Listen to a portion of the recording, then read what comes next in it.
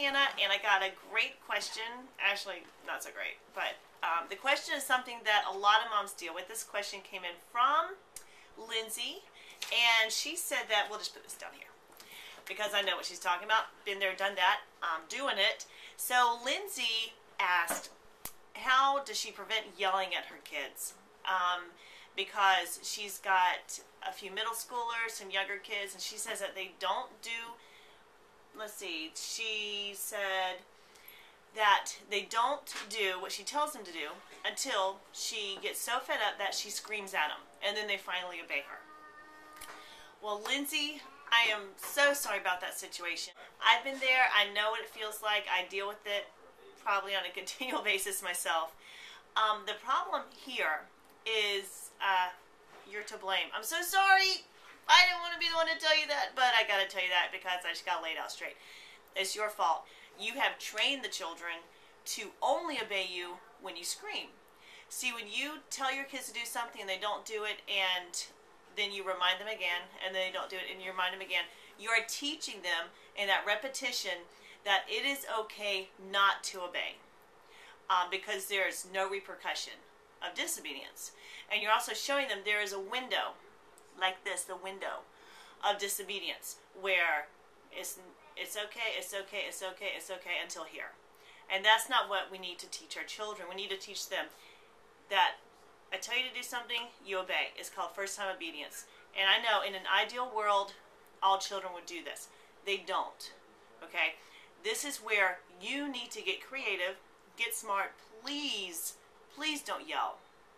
Okay? That does nothing but hurt their spirits. It hurts your spirit because you feel guilty later. It's a bad cycle to get into. Don't yell. Hold your tongue. Talk with kind words. And talk with a nice tone. But this is what you need to do, is teach them. And not pick a time when there's nothing bad going on, when they haven't disobeyed, when you're not frustrated. Pick a time when you're just talking with them. And say, okay, here's a situation. And I'm to blame for this because I've allowed you to disobey. It's okay to take the blame. And say, but from now on, this is how we're going to do it. When I tell you to do something, you have to obey me immediately. Okay, I teach my kids that there are 3 characteristics of obedience. Okay? Obedience is when it is done immediately, completely, and joyfully. If it doesn't meet those 3 criteria right there, it's not obedience. Okay, so you need to teach your children that first step, that it needs to be done immediately.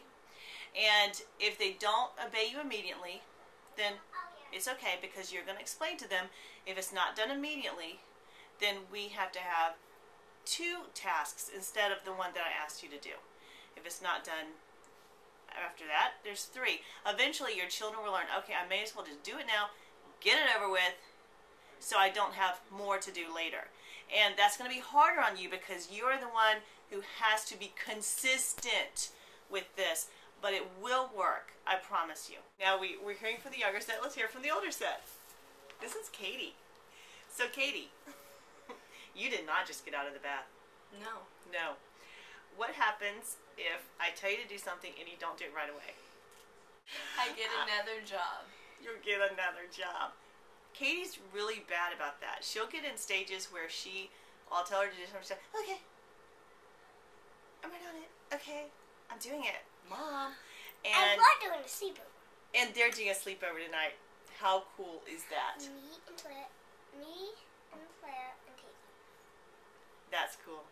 Wow. See, I didn't know Let's all do the sleepover dance. She has a problem with it too, and so does her big sister, and her big sister always has a problem with it. Probably worse than you. I did the laundry just I know now. you did the laundry, but I had to ask her twice. No. Okay, you're right. I was sitting there and she was like, do the laundry, and I did it. No, you know what I did? I said, do the laundry, and then there was a pause. No, then I was putting away the dishes. And then I said... I was putting away the dishes while you said that. And then I said, hey, you know what will happen if you don't do it right away. And she said, yes. No, I said, Mom, I know, because you only told me like 10 times today. See, I have to repeat myself all the time too, so don't worry about it. The important thing is, do not yell. Please don't yell. There's a nice way to do it. Hey! So, Lindsay, I hope that helped. And just remember, it's, every trying situation will will build your character, and every time you get frustrated and you choose to speak in a soft, kind voice instead of yelling, each time it's going to get easier and easier. You're going to get stronger and stronger, and your kids are going to grow in obedience. It can be trying, but it builds your character. And thank you so much for asking me a question. I hope it helped. And please, if you have any questions to ask me about motherhood, money, health, anything else, if you have any question to ask me, please just send it in to askhannah@hannahkeeley.com. So anyway, go to that email address, ask me a question, and I might be answering your question in my next video. Sounds good? Mm-hmm. Rock on! Bye-bye.